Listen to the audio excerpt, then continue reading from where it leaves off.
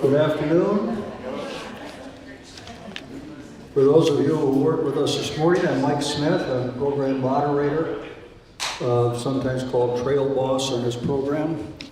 And thank you for coming back thank you for coming this afternoon. And some of you were over at our luncheon and lecture, which was very interesting.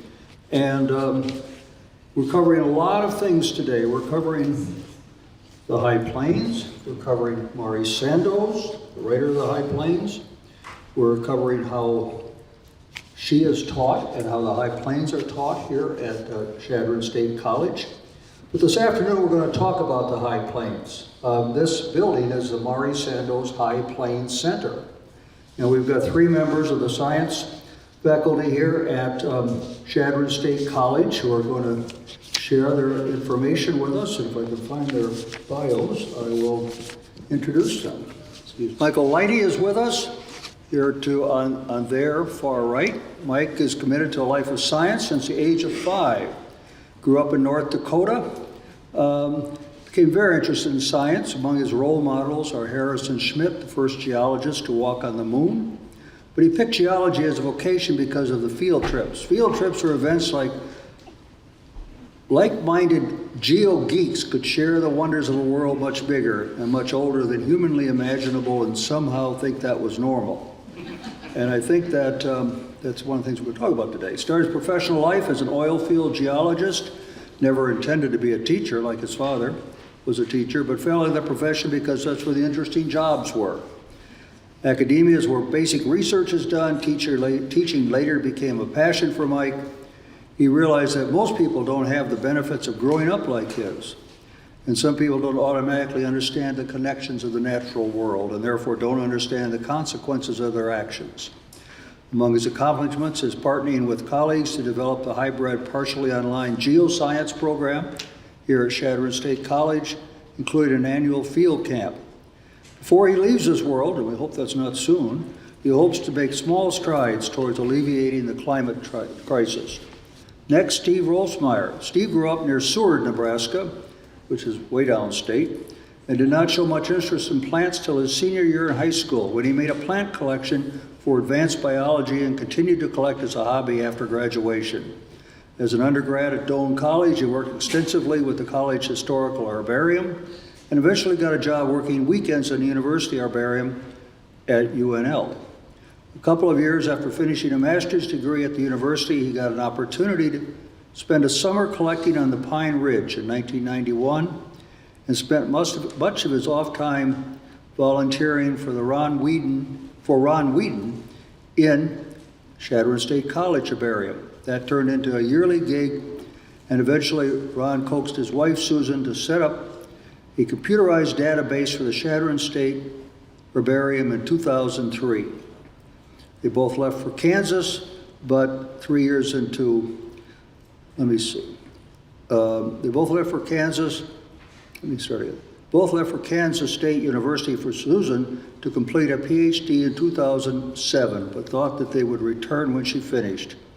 3 years into the program, Ron Whedon died unexpectedly, and Steve was asked to cover one of his fall courses and manage the herbarium. He was hired as a full-time director of the High Plains Herbarium, as it now named, and following fall. Since then, they have added over 10,000, yes, that's 10,000 specimens to the collection, are completing digitization of our plant specimen records, which can be accessed online through the Northern Great Plains Herbarium portal. Great resource, I suspect that's here. So. I use it every day. Every day. That keeps it going. Teresa Frink is our third presenter. Chadron State College professor, Dr. Teresa J. Frink, teaches courses in wildlife management and range program at the school. She graduated from the University of Nebraska-Lincoln with a Bachelor of Science in Fisheries and Wildlife Biology in 2001. In 2004, she earned her Master of Science in Wildlife and Fisheries Science, and in 2008, her doctorate in Wildlife Science, both at South Dakota State University. Teresa joined the CSA Range Program in 2008. Her research interests focus on mountain lions, bighorn sheep, swift fox, and spotted skunk. I think I could do without the last one.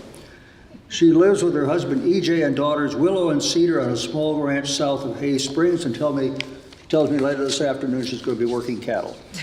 Got that correct.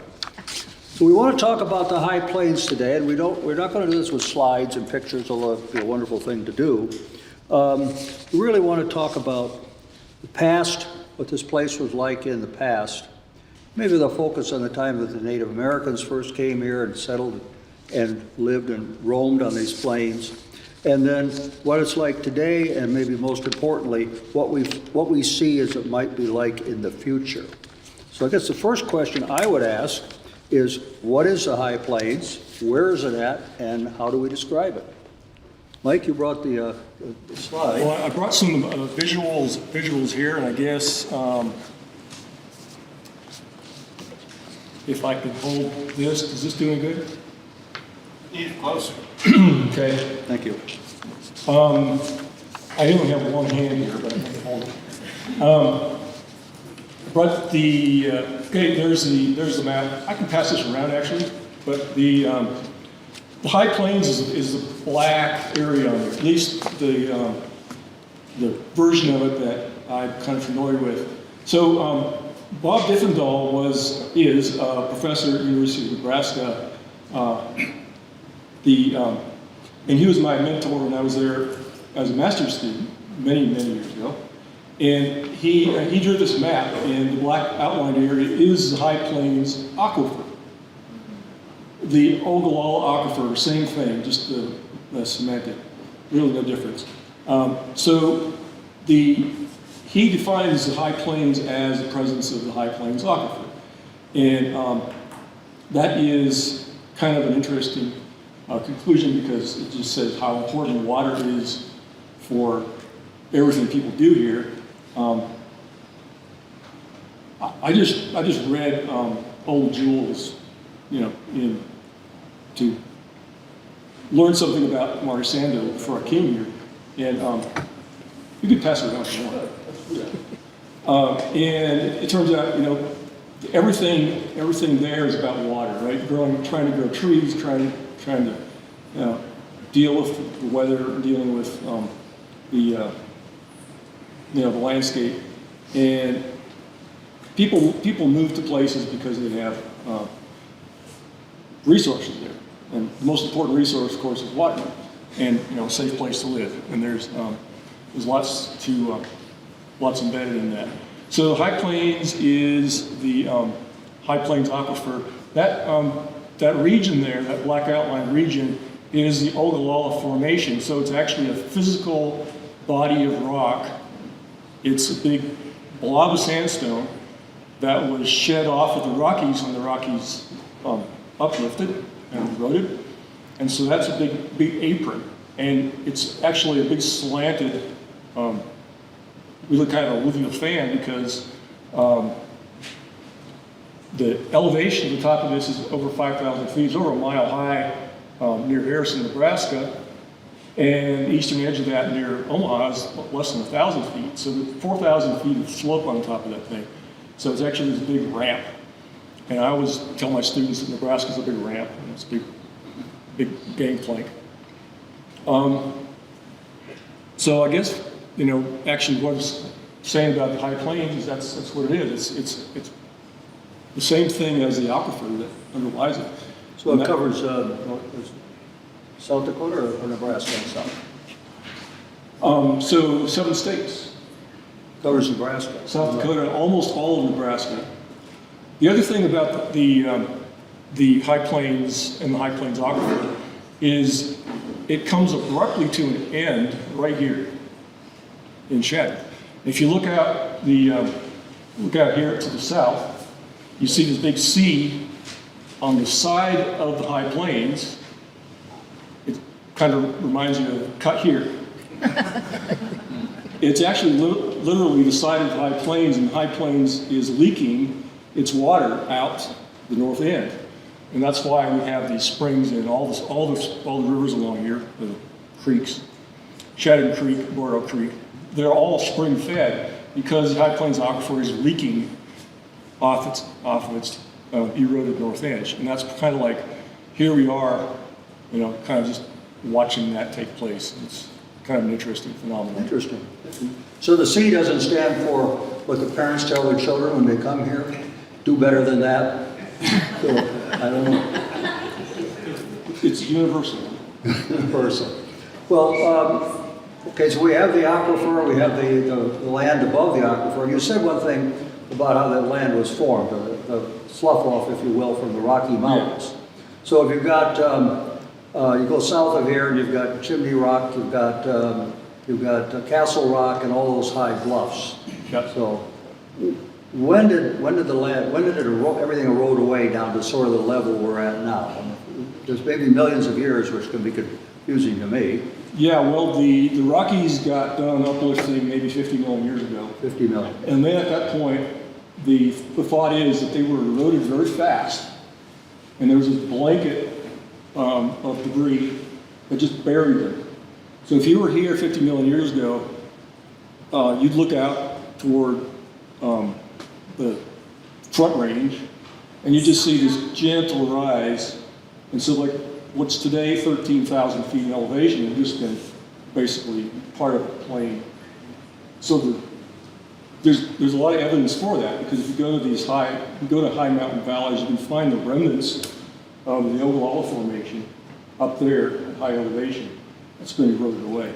So 20 million years ago, during the Miocene, there was a bunch of stuff going on in the west, Pacific, that caused the entire west to uplift.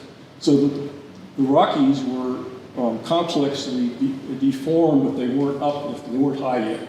And at that point, everything was lifted up 10,000 feet maybe. And all these high sediments then became unstable. And then started coming down. So the Platte River and the Colorado River, all these rivers eroded that stack of sediments and then started cutting down.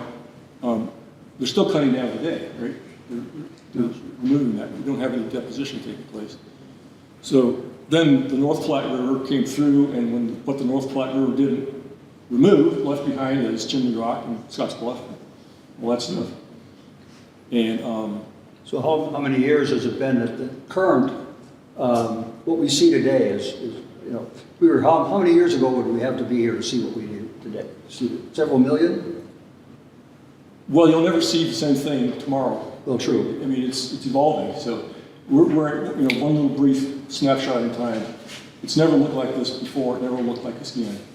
We see that we're finding today that people moved into the North America, into parts west of here, as many as 30,000 years ago. So what would they have found here in terms of plants or animals? Teresa, they still be chasing those big things, which you now see at Moral Hall, for example. He's passing the mic. Wow, yeah, thanks for that one, Steve. Well, yeah, so there's huge transitions which happened, right? The modern day, most of the modern day mammals that we see here were ones that came over, essentially the Bering Land Bridge, about 12,000 years ago, Okay. when we're talking about things like bighorn sheep. So those would be things that would be relatively recent. And those are the mammals that I study. Obviously, before that, we had things like mastodons and camels and a variety of different horses. But that would probably be a better question when we're speaking of that portion of time. Would be a better question for Mike. I don't know, Steve, what your thoughts are in terms of plants. Well, I have some thoughts. One thing is, we've known that there's been grassland in this area for a very long time. There are examples of what are called phytoliths, little crystals that are found in grasses going back, oh goodness, millions of years, long before humans were here. So we've had grassland in here. We've had plants and animals, grasses and other plants adapted to grassland, animals that utilize grassland for a very long time.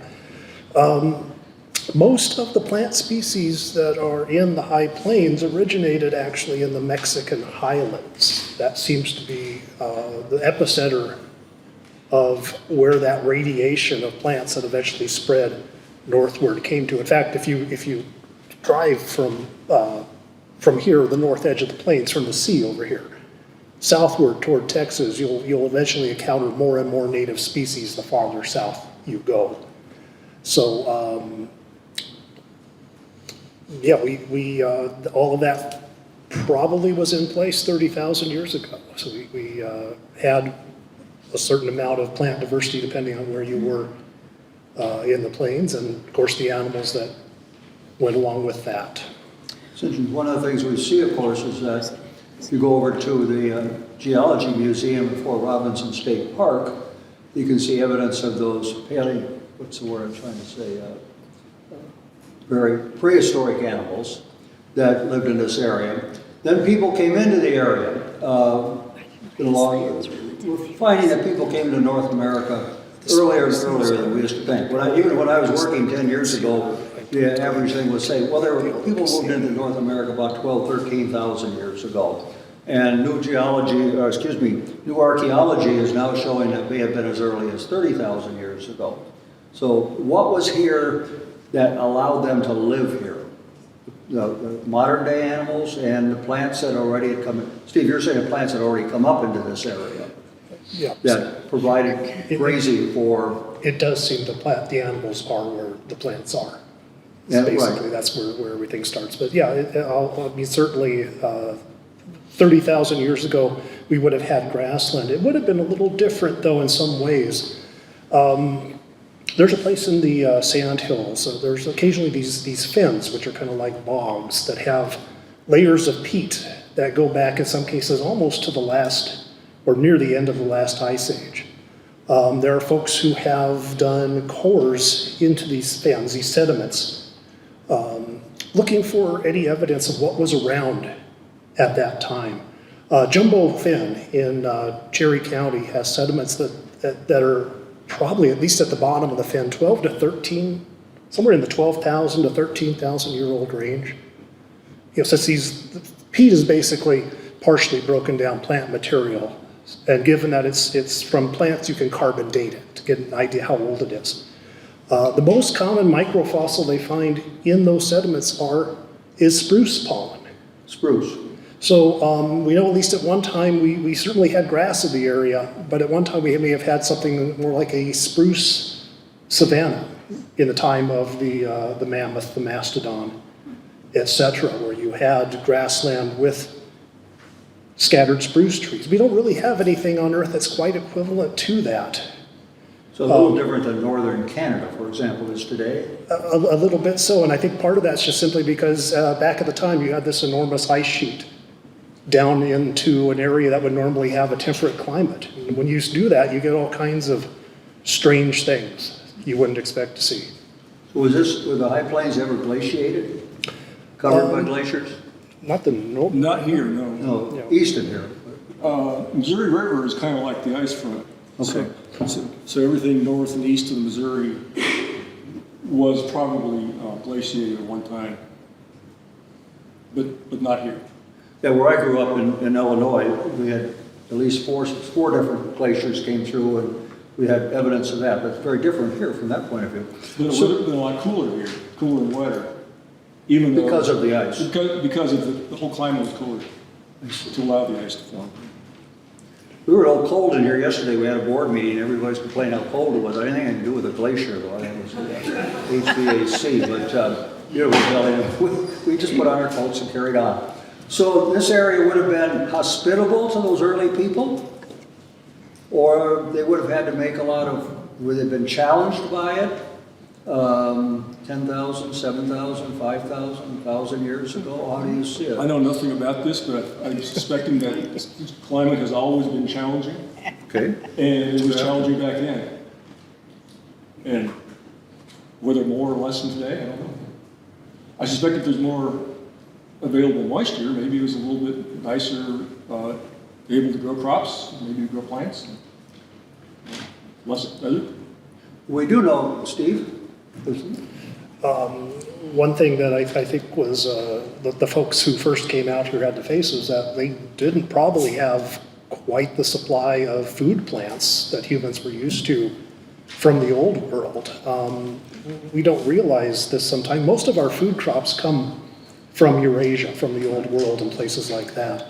And this extends even to things like mushrooms. My wife did some of her thesis work in Russia. And, she was an American in Russia back about 15, 20 years ago.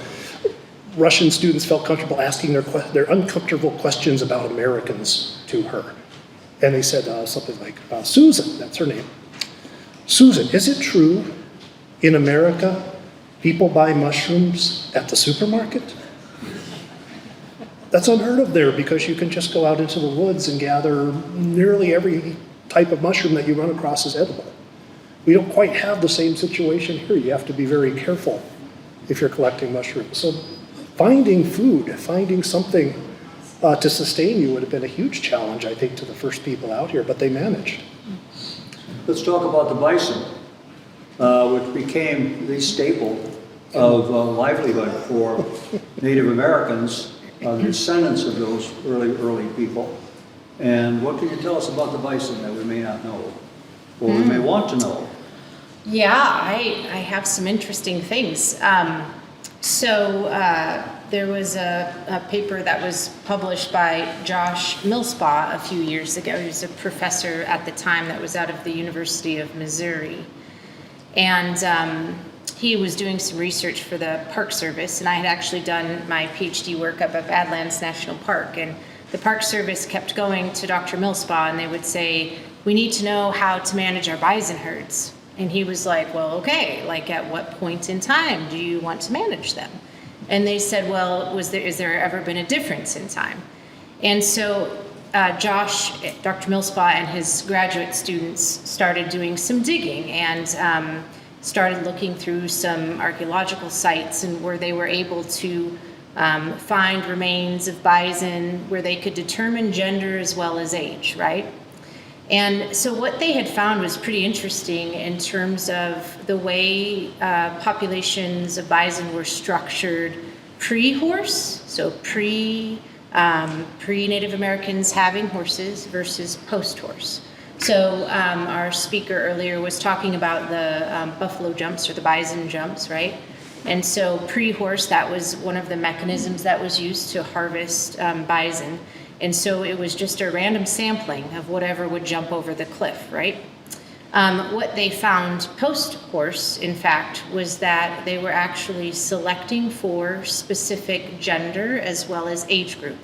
So they would target young female bison, so typically around 2 to 3 years of age, because they were much more docile in terms of their the ability to hunt them when you're hunting them on a horse and in close proximity to them, running at very rapid speeds. They were more docile. And then also the hides on the young cows were much easier to process, to tan, in comparison with other aged cows as well as with bulls. And so so then when it comes back to this management question about, with the Park Service, so how do we manage them? And so they're like, well, you have to make these decisions. Do you want to manage them pre-horse or post-horse? But so it's quite interesting. And when we look at really the wildlife associated with the Great Plains, the dynamic factors that all of these species evolved with were grazing as well as fire. And we have on the landscape still grazers. There's some debate on whether or not the grazers act the same way. So these grazers that we have from Eurasia, do they graze the same way that bison do? And then also the lack of fire has caused some major modifications, even modifications that would have been able to be observed looking from when Mari Sandos was here versus now. And that primarily, and I don't know if Steve's going to agree with me, but the encroachment of woody vegetation. So you're going to throw stuff at me? Well, I think that his question is well, first I will comment that I think people scholars are learning more and more about the kinds of I'm not quite sure what the word, management or changes in the environment, the physical environment that the Native American people were made. In terms of the use of fire, that's always talked about. And now you've added it, even in terms of how they managed the bison, and I suspect in how they developed their horse herds. Native tribes often, and as Pierce are said to be one of and the Cayuse, be very effective breeders and of horses suited for their uses. And so these aren't people who are necessarily just wandering around out there trying to find something to eat. They're actively interacting with and changing their environment. Yeah, so Matt, Dr. Evertson and I, because he always brings interesting things for us to read in class. Sure. So he had brought the popular press book, Great Plains Indians, is that what it's called, by Dr. Wishart. And we were reading portions of that in class, and Dr. Wishart in there just makes this blanket statement about how it was the presence of horses from native people that caused the initial decline of bison in the Great Plains. And I got so mad and I threw the book because there was not a scientific source. There was not a citation. There was not a citation. And never in my studies had I ever heard that claim before. And so I've been asking range ecologists and other historians about this claim. You know, is there any evidence to indicate this? And apparently Dr. Wishart had actually gone through and done some calculations based upon the different bands and the tribes and the number of horses that would have been associated with each, and felt it's compelling enough that with the amount of forage that's consumed by horses, that indeed they could have. And as I speak to other range ecologists, it's kind of brewing in the back of their head that they're saying maybe this could have been a competition issue. So I don't know, but thanks to Matt, it's this rabbit hole that I seem to be going down all the time. Those are all interesting questions. Of course, farmers learned that where they could get rid of the horses and get a tractor, they saved a lot of acreage that they didn't have to raise oats on, and they didn't have to raise their forage for their horses. However, they had to buy gas. They didn't realize at the time it was going to cost them $3.87 a gallon if you could find it. But somebody mentioned what Maury would have seen here, Maury Sandals would have seen here, let's say at 1900, different than what Native people would have seen here in, let's say, 1775.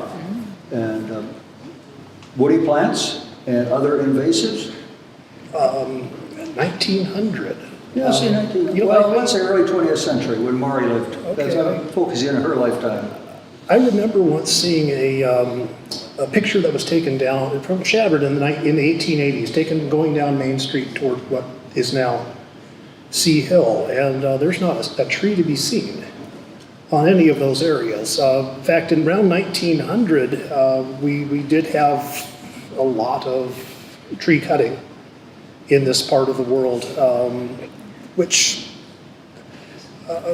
being that a lot of that happened at the same time, one of the things we've been left with are stands of pines that are about the same height today. So they have interlocking canopies. And this is a fire-adapted landscape. And when fire runs through an area that has a lot of trees the same size close together, we've seen the outcome here if you've been in Shadford for any length of time, both in 2006 and 2012. So not as many trees in the early 20th century. One of the things in my readings of people observing plants in the plains that I thought was remarkable is that there were hardly any red cedars along the plains. People were, they always made a big deal when they found a patch of red cedar growing somewhere. This is something now that we've been told is a horrible weed. It's a native tree, but in certain parts of the state it's just taking over. Back then, it was something you were very excited to see. So They use for Christmas trees. yeah, I've tried using it for Christmas trees. I don't recommend it. But yeah, we are much more wooded than we were, I think, in Maury's time, certainly. So, Question for those of you in the audience who studied Mari. How does she see the landscape? Any comment? I just remember in Old Jules, she writes about fires. Mhm. And so is that what kept the cedars at bay? Uh, And nowadays we have more fire control. we would have had pines in various places around here. They would not have all been the same size, and occasionally you'd get a ground level fire in the grasses that would take out the seedlings every 10 to 15 years. So you'd have some that would survive to get big, and you'd have kind of an open canopy with different sized trees, which seems to withstand fire pretty well. So. Donovan, someone mentioned this morning, it's the treaty tree. Who mentioned that? Yeah, Mary Clay. And that's the one perhaps out here by Fort Robinson where the great congregation of tribes were for the treaty. So that was a tree that people could come from miles around to identify and say, that's where we're going. You see that tree? You'd say, I want to go to a certain tree today. It might be a little hard to find that. So this landscape, this place, this high plains changed. Anything you look at is a place in time.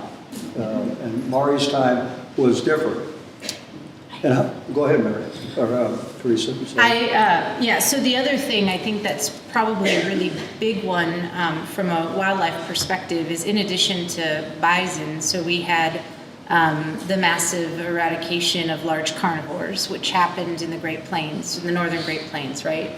And so historically, when we would have looked at places like Nebraska, specifically in the western part of the state, so we would have had this open canopy forest with lots of shrubs in the understory that were berry producing. So we would have had populations of black bear that would have been here. Out on the plains, we would have had populations of grizzly bears, as well as elk, which were a plain species. We would have had things like mountain lions, and we would have had a lot fewer species like coyotes, okay? Because of mesopredator release, once we got rid of these large carnivores, then there are no predators to speak of these mesopredators like coyotes, raccoons, etc. And so you have this massive input, I guess, of them now becoming the top carnivores, and subsequently have had devastating effects on smaller carnivores such as the swift fox, which is one of the species that I'm very interested in. That's a prairie obligate. It hates trees. And its primary predator, its primary threat are roads, conversion to agriculture, and coyotes. So there's that. There's my plug on swift fox. very good. Well done. So we had a situation in which Native American people came here, relied on some of these species, and hunted some of these species. And then we had explorers showed up, and they have their writings and are filled with adventures of running into grizzly bears. They're great, and they're really interesting writings. If you've seen any of the movies, why some things they're pretty scary. Then who showed up? Farmers and ranchers. Farmers and ranchers brought what? Domestic animals, cattle and sheep, horses. And all of a sudden, the food source for one group of people became a threat for another group of people. Is that a legitimate way to look at all of this? Yeah. So those species disappeared. The wolf was the one that's always talked about. There was all the bounty on a wolf. Wolves were there none. Old Jules was always shooting wolves or trying to shoot wolves. Coyotes, probably shot anything he could find, but being such an interesting person. But one of my favorite people in all literature. But they also brought plants. And what were some of the key plants that they brought? They brought many of the same sorts of things that we grow today. They're probably a little more diverse, barley, flax. If you look at, I worked in the herbarium at the University of Lincoln where there's specimens that were commonly cultivated around the turn of the 20th century. And you saw all kinds of things, flax, barley, a lot more oats than we have now. There was really a lot more diversity. People were trying to figure out what would grow where. But along with those plants, they also brought some things in that maybe they didn't intend to. One of the things we see is a lot of our invasive plants, a lot of our weed species came over with, sometimes by accident, when farmers would buy cheap seed from Europe in the early 20th century. There were many people, many botanists especially, criticizing these farmers for being so careless. All kinds of weeds from Europe came with. Some of them didn't stick around, but few did. Maybe for every 10 that came over, maybe one stuck around, and eventually, I think from what I've seen, maybe it takes about 30 years for something to get introduced that's going to be invasive to become invasive.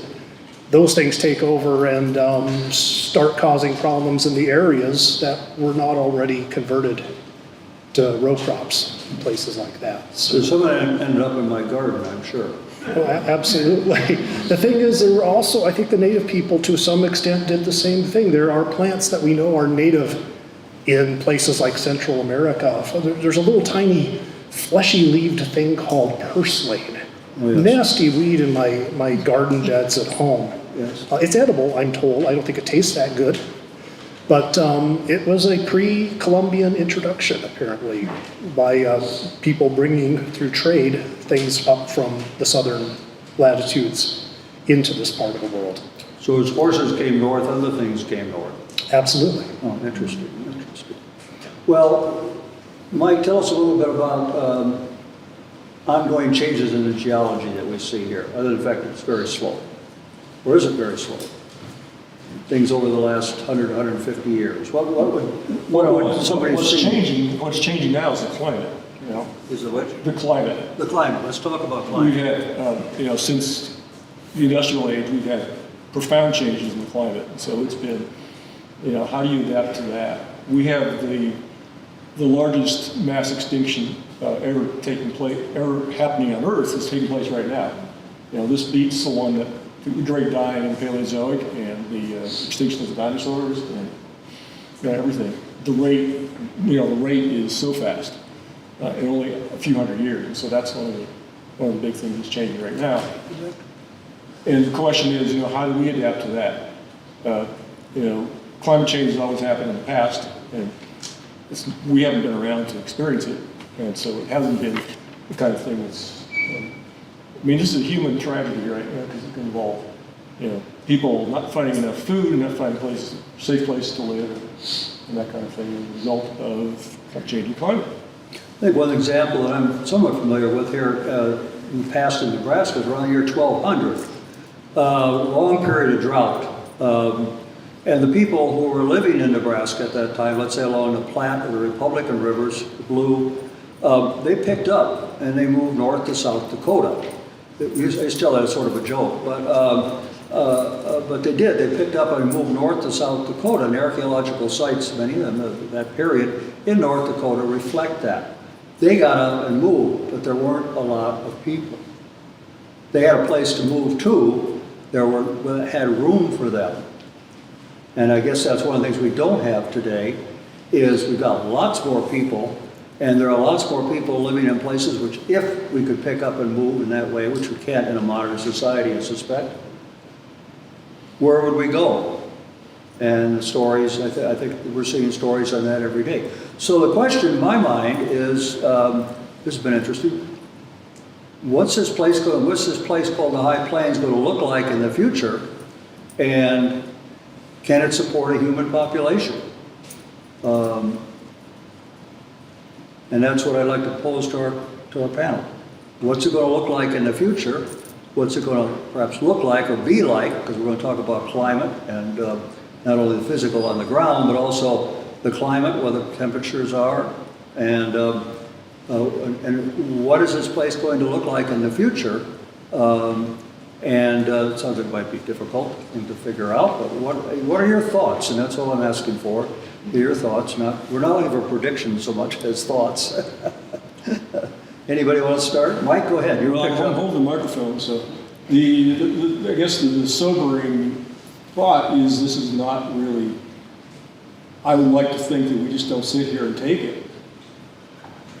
We have, since we caused it, we should have something to do with fixing it. You know what I mean? It's a matter of, it's getting to the point where it's almost too late to do something about it, but it is a human cause, and there ought to be a human correction for it.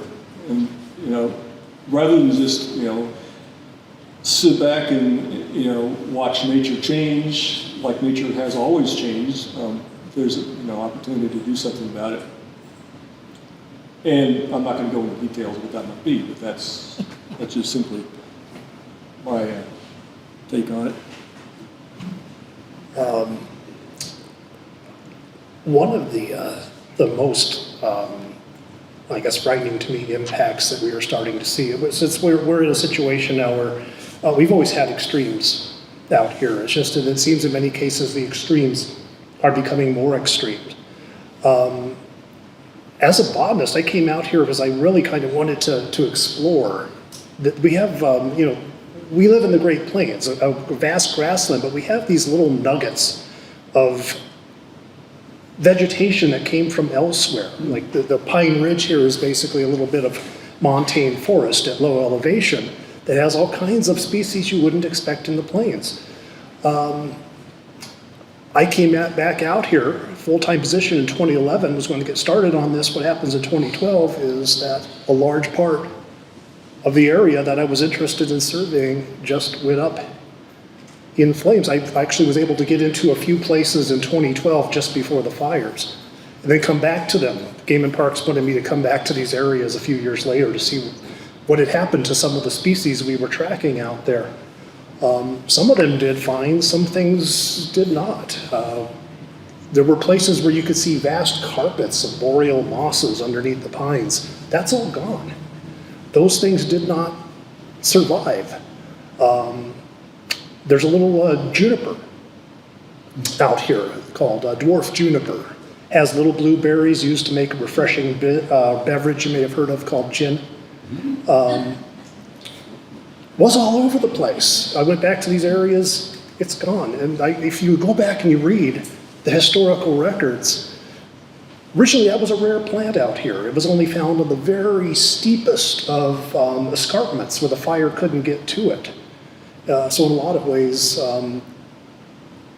we're in some ways going to see the landscape go back to what it might have been 100, 150 years ago when fire reasserts itself as an important shaper of our area, at least in the wild lands.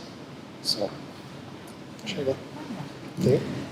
I think in terms of wildlife, I used to think that we would just have like cockroaches, coyotes, and pheasants. However, and white-tailed deer. However, if we're going to be dealing with these climatic extremes, you know, like, I don't know, I've only lived up here for 16 years, but a lot of the folks that I talked to this past year regarding winter, and so I've asked them, like, have you ever seen anything like this? And they said no. Those types of events, I think, have the potential to do a lot of damage to our wildlife. I think most of the time, the wildlife, are going to be dependent on how the plants move. And we're seeing, you know, species that have limitations in terms of tolerance of temperatures. We see them moving up in elevation. So the pika is a phenomenal example. They can move up the mountain so far, and then the mountain stops. And we believe, you know, that from a latitude standpoint, we're going to have species moving north. We're seeing that. I don't know if any of you guys have noticed the abundance of possums in the area. So we've got these more southern species that are making these movements north, which works fine if you're a habitat generalist or a food generalist. If you're a specialist, it becomes much more difficult because if the plants don't move, and the movement rate is like, what, a meter a decade? Depends on the plant. Depends on the plant. But if those specific habitat requirements aren't moving as quickly as the animals need to be moving, then they obviously would become extinct. So. You don't have the armadillo yet. No, but it's moving. Yeah, it's, Yeah. we have it in Kansas City. Yeah, and so that is a species that's still considered to be endemic to the state of Nebraska, but I know that they do have confirmations of the species occurring more frequently in South Dakota now. But yeah, so we've got this movement of more southern species that are making movements up here. Birds, they're having a really hard time adjusting, from a phenological standpoint, especially those that are dependent upon flowering or fruiting of particular shrubs and trees. So as they're making their migrations, if they're not timing it correctly and not getting to these particular stopover sites when berries are being produced or when there's, fruit on the trees, they don't have the food resources to make the migration. And then you throw agriculture into the mix of it and the changes in the human population in the Great Plains also with agriculture and cattle prices, and it throws in just this really interesting mix of what it's going to look like, and extreme fires, and anyway. And a lot of it comes back to water. Holly, did you have a question? You had your hand up. Can you? There was an article in 2017 in Politico, it's called the Great Nutrient Collapse. And so the premise was that the atmosphere, there's more CO2 in the atmosphere, and so it's creating junk food in our plants. And so it's a theory that this mathematician / biologist was looking at. And so, the question is, now they're starting to take samples of rice and wheat and all these different things to find out, are we just growing stuff? Because all the nutrient levels were down, but the sugar levels in all of these things were up. So if we're just producing, you might think, oh, this is the best tomato in the world, the best carrot, but so I'm just curious if you've heard anything. Yeah, I know some folks have looked at what the effects of, by setting up basically big, what are almost greenhouses and filling them with CO2. And naturally, plants, that's what they use to make food with. They do fine. We keep hearing things like poison ivy really likes CO2. I've been seeing a lot more poison ivy all over the place, so maybe that's true too. But I think what's going on is in ecology, whenever you supply a nutrient or something that's beneficial to the plant, the ones that are the most competitive are the ones that are going to grab the most of it. So what you're going to see are the most aggressive, oftentimes weedy species are going to be the ones that are going to benefit the most. And consequently, they can therefore shade out and outcompete more desirable species. So same thing would be true with nitrogen. If you add a bunch of nitrogen to the soil, weedy plants might just go crazy and knock the more nutrients you have in an environment, generally the less diversity, oddly enough. So. Go ahead, Renee.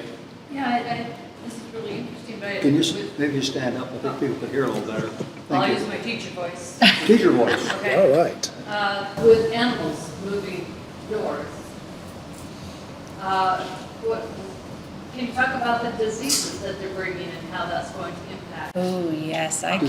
Diseases. She's asking about diseases that animals bring in as they move north. Oh, so you're talking about like zoonotic diseases? Yeah, so this gets back to the pesky whitetails, really. So I know everyone is shocked by that. So yeah, Matt can attest to this, but so I have a major beef with white-tailed deer, primarily because they would have been a species that would have not historically been common. There in the Black Hills there was a subspecies Dakotaensis, very small version of the whitetail, but historically, because of the treeless nature of this system that we had really west and outside of the rivers, we would have not seen the presence of things like white-tailed deer. So we would have had native species that were adapted to prairie environments, which would have been the mule deer, right? So then we get these pesky whitetails coming out here, and they're bringing with them a whole host of diseases which are influencing other ungulates, so things like mule deer, things like elk, things like moose. So if you've heard of meningeal brainworm, so that's one of them that it does not have any influence on white-tailed deer, but it is devastating for mule deer populations as well as moose. And then also a lot of concerns too about species or things like Lyme's disease, right? So the primary carrier of Lyme's disease is actually white-tailed deer. And so there are some of those issues that we're dealing with. And then I think sort of the front that exists between the interface of wildlife and humans too, obviously is going to increase the prevalence of things like zoonotic diseases, whether, if we want to talk about, we don't want to talk about COVID, but anyway, but that's one of those discussions that's happening. And so, yes, I do think that there's going to be more prevalency. We're also seeing changes that are going on in terms of our insect populations too, and so like malaria being a situation now down in Florida. So yeah, I would suspect that the evidence of zoonotic diseases is going to increase and be even more problematic. Sorry about the white-tailed deer comment. Last year, we just about lost my brother-in-law who got bitten and had West Nile, and that's in Howard County, central Nebraska. Been thinking about going down to the pasture without his bug spray on. West Nile was in the hospital for I don't know how long, and woke up a lot of people. So the change is something which we described here as change has been constant in the high plains. And nothing, so what Mari wrote might be a good marker for a particular time in the high plains. I don't know those of you who really studied her can pull much of that out of there, but her life here, her experience here was at a particular time, 1900 to 1935, 1930, something like that. Where an author has given us, perhaps, would you agree with this? Given us an insight into what this place was like at a particular time. Yeah. Any other authors that you can think of that have done that for the plain? Is anybody writing today that could be seen as doing that? May not come to your minds, but that's a good question to leave in the line. Who out there is giving us an image of this place today? Kind of a dystopian future here we could paint for this place. We can't pick up and move to South Dakota. Well, we could, but I'm not sure we'd be very welcome. But this is all change all the time. So what the original immigrants saw 30,000, 20,000 years ago to what the Native American people saw 300 years ago to what the explorers, Lewis and Clark, sent back lots of records, made a lot of records of things that they found out here. Wonderful resource. To what the early settlers, immigrants, farmers, ranchers, farm, what they brought in, that's a different whole situation, to what we're facing today. And I think we really need to rely on people like the three of you teaching our youth to try to make them help them to understand the complicated nature of nature. Of the natural world. Any other questions? Yes, go ahead, Daniel, and then I'll come back. Question about, stand up so we can hear you. sure. I know in the Cattleman, Mari's book, Cattle industry before, really, that there was a very enduring, it was for me about the alkali lakes. And so I'd be interested to know, how those were formed. What are they? And, are we still around? It was just very interesting for me to learn about that.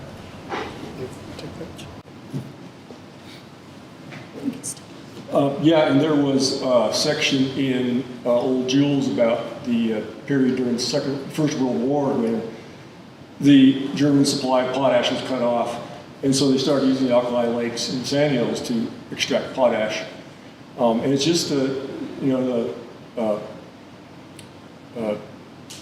potassium sulfate in the water. It just is a weathering product, and if there's enough moisture, it gets leached out of the sand and deposited in the lakes, and it can be concentrated. And it's some of those lakes are pretty nasty. They're kind of salty, and so we're able to concentrate the brine enough to be able to mine the potash out of it. They were toxic to the cattle, but Yeah. So there's still areas north of here, right, in Nebraska, but along the, just directly north here of Shadron, in fact, where there's some leases that still have very high alkali content. And so you're right, it is toxic to the cattle, and so they have to pipe in water or haul in water for people that are utilizing those landscapes for livestock. Catherine, did you have a question? Just a quick comment, because mosquitoes came up. One of the main topics in the morning New York Times is that we have been at war with mosquitoes for years, and mosquitoes are winning.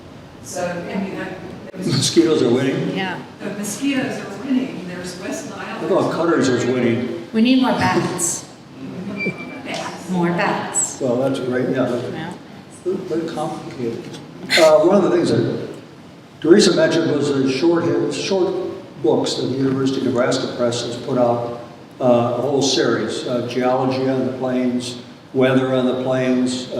You mentioned the one on Great Plains birds. Great and Plains bison. birds, or Great Plains Indians, I think they call the other.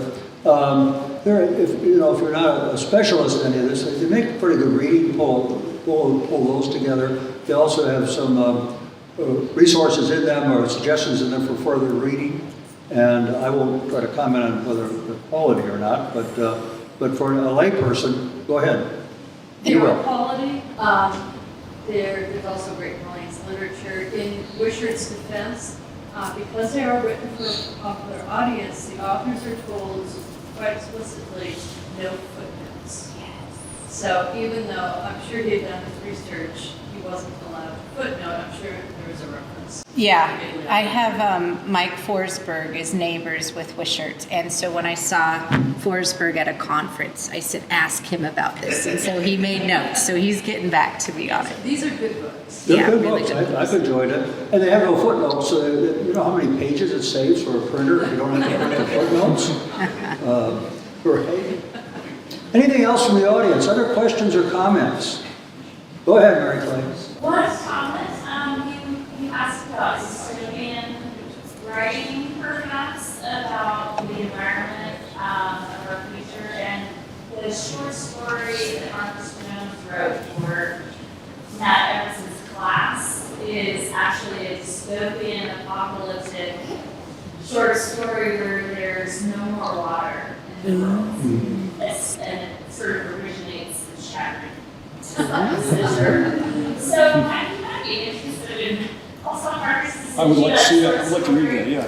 He's got a whole kind of series where Osiris is forced to move to this weird colony and water is rationed, and the main character has to make choices between plant life and human life. Has he published those? Are they available? He has split off so many places, and he's a little bitter about how many times it's been rejected.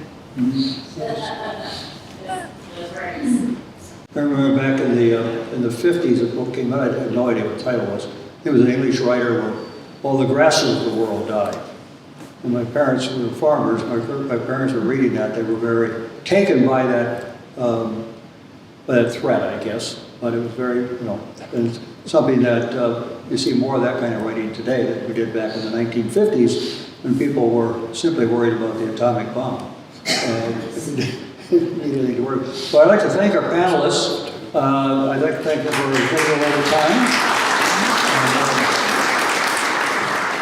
This really